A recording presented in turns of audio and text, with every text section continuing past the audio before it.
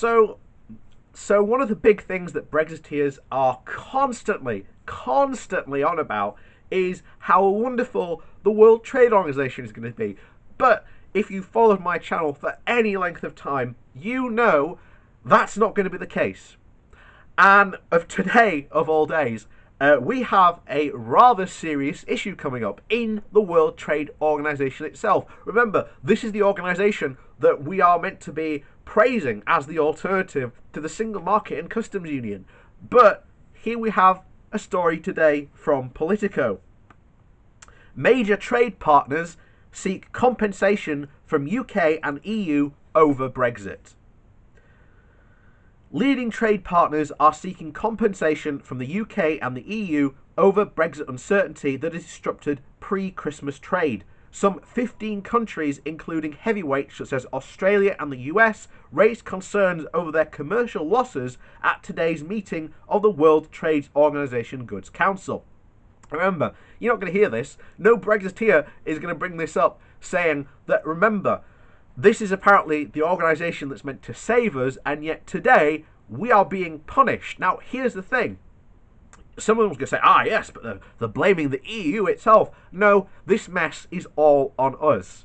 We're the ones that decide to leave the EU. We're the ones that decide to leave the EU without plans. We're the ones who cannot accept the deal that has been offered to us, which is the best deal we are going to get, despite what Brexiteers might tell you. And yet, here we are in this mess caused by Brexiteers.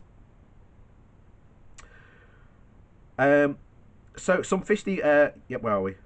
Raised concerns over their commercial losses at today's World Council meeting, according to the Geneva-based official in the room.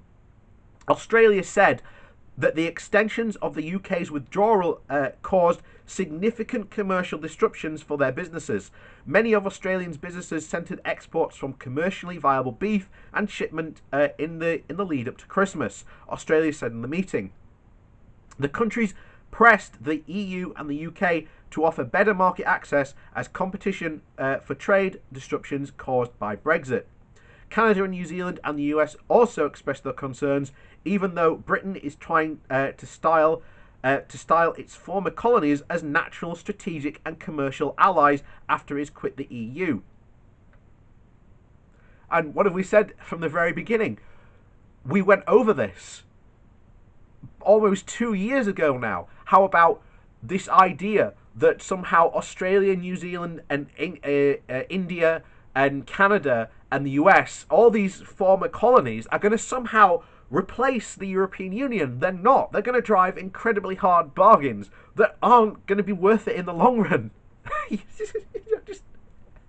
But we've already been through that. We've already been through it. They have already warned Britain and the EU not to just shuffle tariff quota weights between each other. Oh yeah, this is a good thing. We're just about to do this poll now. Politico's got a little poll before we continue. Are you in favour of trade partners receiving compensation? No. Oh look, 65% have overwhelmingly voted for not. That was a bit of a side term. So, the TRQs define the volume of sensitive goods, such as beef and dairy products. The members of the World Trade Organization can export to the European zone at zero or low tariffs. What were the Brexiteers' argument that we can somehow just say zero tariffs or what? Oh, they don't know a thing about trade? Oh, what a surprise.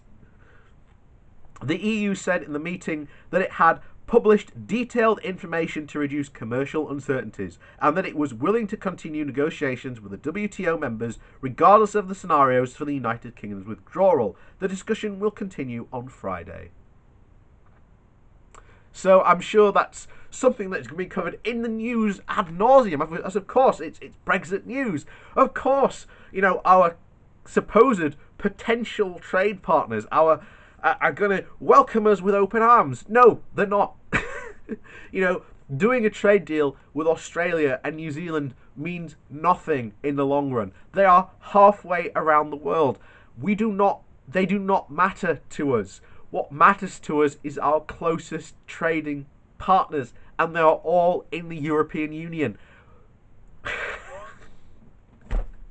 And this is the continuing point of Brexit. Every time you look at all the scenarios, every single scenario, there is no better scenario where we are outside the single market and customs union compared to where we are now. We lose everything and gain nothing.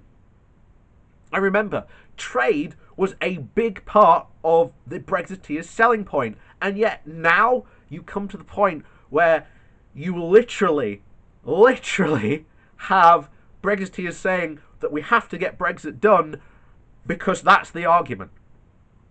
There is no other arguments being posed for Brexit now. And as even Nigel Farage said himself, if it was the deal versus Remain, Remain would win every single time. Because, as we've said countless times during the referendum, they did have a plan, but they scrapped it in favour to try and farm out as many people and convince many people of all these different things that they, quote, wanted. And now they're trying to push what they really want, which is to completely break free and to try and get as rid of many regulations as possible, to get rid of workers' rights, consumer rights, protections, everything that we have fought for years and has been guaranteed at least a bare minimum by Europe.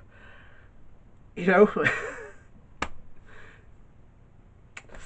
well, there you go. All I can say is, you know, good job, Brexiteers. Good job.